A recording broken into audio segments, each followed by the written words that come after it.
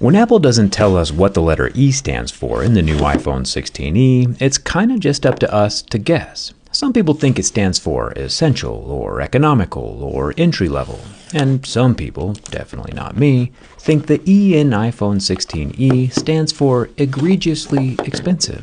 Apple's been building these slightly less expensive earmarked E-letter Frankenstein-together smartphones all the way back since the first iPhone SE in 2016. That was 9 years ago. And you might think that since Apple didn't have to design all new components that the price would be more palatable, but you forgot who we're talking about. It does come in all your dog's favorite colors though. Let's see if the iPhone 16e can hold its own on the outside. And see, of course, if Apple included the big metal battery again on the inside.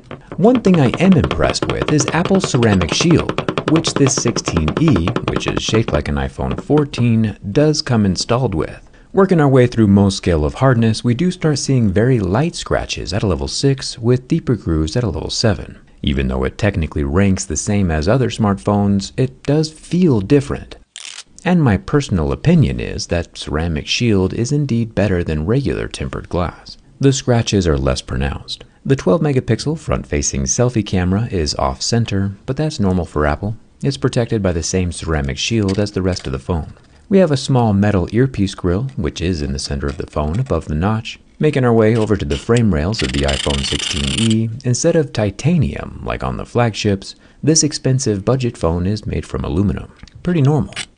You might be wondering why I have a cool band-aid on my finger. It's 'cause I got a kachowie. The iPhone 16e does feel lighter than other phones I've held recently, but that might be because we're missing the MagSafe magnets on the back. The volume buttons and action button are made from metal and are not removable. Thanks to Samsung, these are things we now have to test for. The USB-C 2.0 charging port can charge at 20 watts, and thanks to the wire mesh over the speaker grills, it is also IP68 water resistant. Remember though that water damage is still not covered under warranty. Making our way to the soft-touched etched glass back panel, which hopefully is removable, we'll find out in a second. The main 48-megapixel camera lens is scratch resistant. The biggest L on this phone though is not having multiple camera lens perspectives, like wide angle or telephoto. I personally use those all the time. The singular lens does not pop off though, which again thanks to Samsung is now something we have to test for.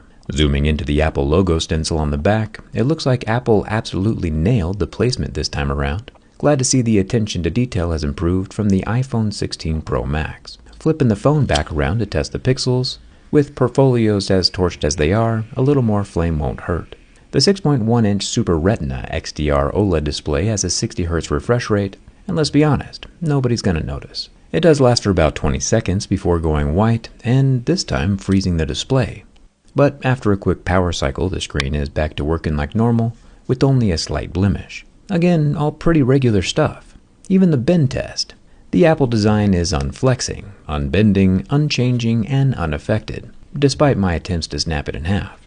Apple has survived yet another jerry-rig-everything durability test. However, while the exterior is rather bland and boring, one place that Apple has changed things up is on the inside. The iPhone 16e is supposedly more repairable than most, while utilizing the new electrically assisted battery removal procedure. I'll remove the 2 pentalobe screws at the bottom, which are very uniquely colored. Most likely a patina effect from the custom machining process. These are the fun things you notice when you're looking. One thing you also might have noticed lately is that contractual smartphone data plans have become just as egregiously expensive as smartphones themselves. But it doesn't have to be that way. I'll tell you about today's sponsor Tello as I try not to break the back glass of my iPhone. A Tello smartphone plan can start as low as $5 a month, and you can keep your same number and usually your same phone if it's unlocked. Getting reliable 4 or 5G LTE coverage without a crazy monthly price tag is refreshing. You can change your plan whenever you want, and there are no long-term commitments or contracts, just how we like it. Get unlimited text, calling, and data, 35 gigs of which are at high speed, for just $25 a month, along with free international calls to 60 different countries, and free Wi-Fi calling and hotspots. It's a crazy good plan that just sells itself. Tello even sells new smartphones on their website, which might make more sense economically than this phone we're currently taking apart. I'll leave a link for Tello down in the description, and huge thanks to Tello for having extremely reasonable prices and for sponsoring this video. With the iPhone 16e opened up, just like a book, I can start unscrewing the single tri-point screw, removing a metal bracket and disconnecting the Lego-style ribbon connectors. I do make a mistake here. See if you can figure out what it is before I figure out what it is. I'm a huge fan of the 16e's glass being removable. This solves one of the biggest gripes I've had with Apple since they started gluing the glass to the phone. Apple did remove the MagSafe magnets from the 16e, but honestly I'm not too worried about that. The wireless charging is still here, and you can always get MagSafe back by just buying a case with magnets in it, like the D-brand grip case. I'm also extremely happy with Apple's new battery removal process. I do personally need to find a better solution than a stripped-down 9-volt battery with alligator clips, but it's also super cool that you can remove the whole battery with just a 9-volt battery and some alligator clips. No prying, no alcohol, just electricity. The battery has to be connected for about a minute and a half for the adhesive to finally release. The positive electrode is connected to the tab on the battery, and the negative alligator clip is just tacked onto a screw near the charging port. And voila! The battery is free. Except for that I forgot that it was plugged in this whole time. What I thought was the battery connector earlier was actually not the battery connector. Fingers crossed that I didn't actually fry the phone. With 2 more little tri-point screws removed, we can set aside the second metal bracket and take a closer look at the electrically debonded adhesive, along with the 4005 mAh battery. Thumbs up to Apple for making this thing easy to fix. Finally, let's take a look at the single 48 megapixel rear-facing camera. I feel a little bad about this one since it's like poking out Cyclops' one good eye.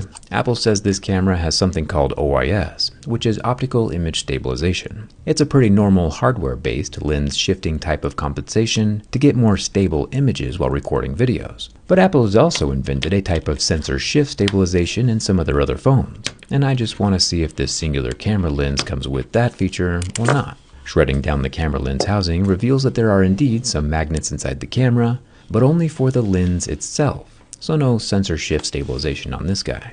Which is fine, would have been cool to see though. Now Cyclops has no eye for nothing. Personally, I just hope I didn't cook this phone with my 9-volt battery while it was still connected. I think if Apple wanted to absolutely crush Android and obtain that last 40% market share they don't have already, they could sell this thing at like $200 and probably still make a profit, while locking even more people into their inescapable ecosystem. But that would probably be bad for innovation in general, so I'm glad they didn't. And look at that, another teardown success. The iPhone 16e says it doesn't recognize the camera anymore, which is weird since it is sitting right here, but it probably can't see it. The easiest way to see the inside of your own phone is with one of my D-brand teardown skins, and of course if you want to save money on your monthly cell phone bill, Tello is waiting for you in the description. Thanks a ton for watching, I'll see you around.